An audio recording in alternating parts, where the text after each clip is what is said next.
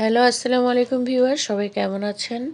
আজকে আমি আপনাদের সাথে কাঁচা আম দিয়ে কাশ্মীরি আচার শেয়ার করব। আর প্রথমে আমার এই কাশ্মীরি আচার বানানোর জন্য লাগছে একদম কাঁচা আম আটিসহ। আমি আমটাকে ভালো করে ধুয়ে নিয়েছি আর মুছে নিলাম। আর এরপরে আমি এগুলার চামড়া ছাড়িয়ে নেব। আর এই কাশ্মীরি আচারটি বানানোর জন্য বেশি কিছু উপাদান প্রয়োজন হয় না। আমি পাকাটি নিলাম না, একদম কচকচে কাঁচা আম লাগবে।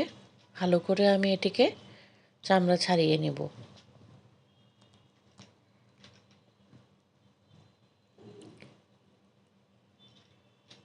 এভাবে আমি প্রত্যেকটি চামড়া ছাড়িয়ে নিয়ে আমটাকে স্লাইস করে নিব। আমি একটি পিলারের সাহায্যে আমটাকে স্লাইস করে নিচ্ছি।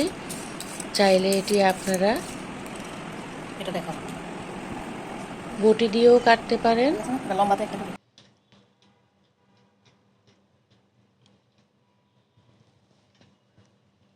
এইভাবে করে সবগুলোকে স্লাইস করে নিলাম। এখানে আমি ব্লেড দিয়েও কাটছি, এটাতে আরও সুবিধা হয়।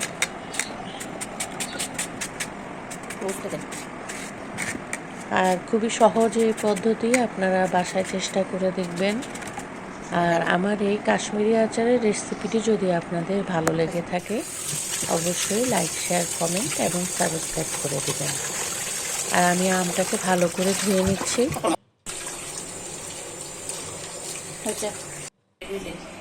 এখন আমি আমের মধ্যে লবণ দিয়ে আধা ঘন্টার মতো ভিজিয়ে রাখবো।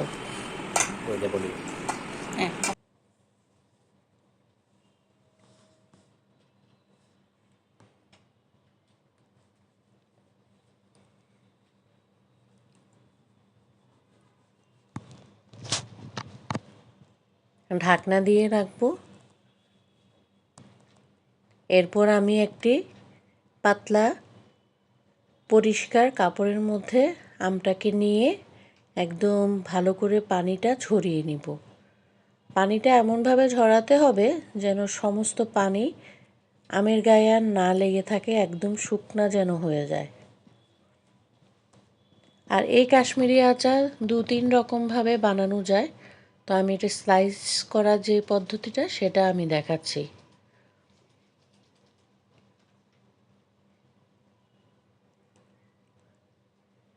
আর আমরা যখন ছোট ছিলাম তখন আমার আম্মু, নানু, খালা এই আচার বানাতে দেখেছি,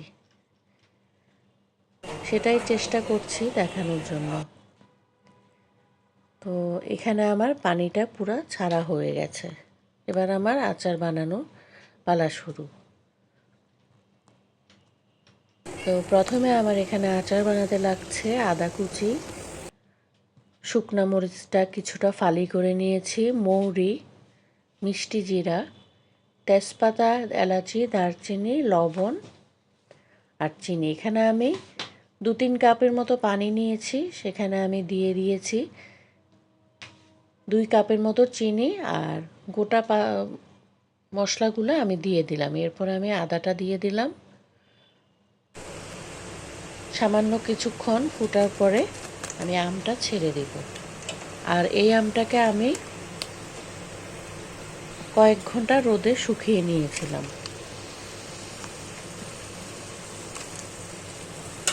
যখন এটিতে বলক উঠবে তখন আমি আম ছেড়ে দেব।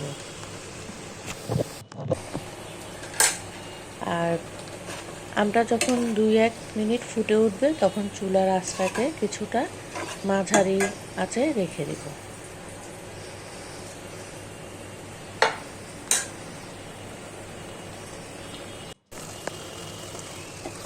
এখানে আমি শুকনো মরিচের গুঁড়াটা দিয়ে দিলাম।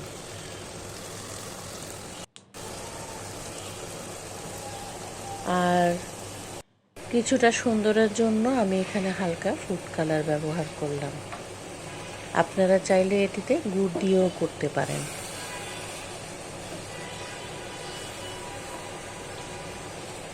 এইভাবে কিছুক্ষণ ফোটানোর পরে আমি অল্প একটু ভিনেগার দিয়ে দিলাম, যেহেতু এখানে আম খুবই কম সেহেতু ভিনেগারও দিলাম আমি 3 অথবা 4 চামচের মতো, আর হালকাভাবে একটু নাড়ব। আমার কাশ্মীরি আচারটা প্রায় হয়ে এসেছে।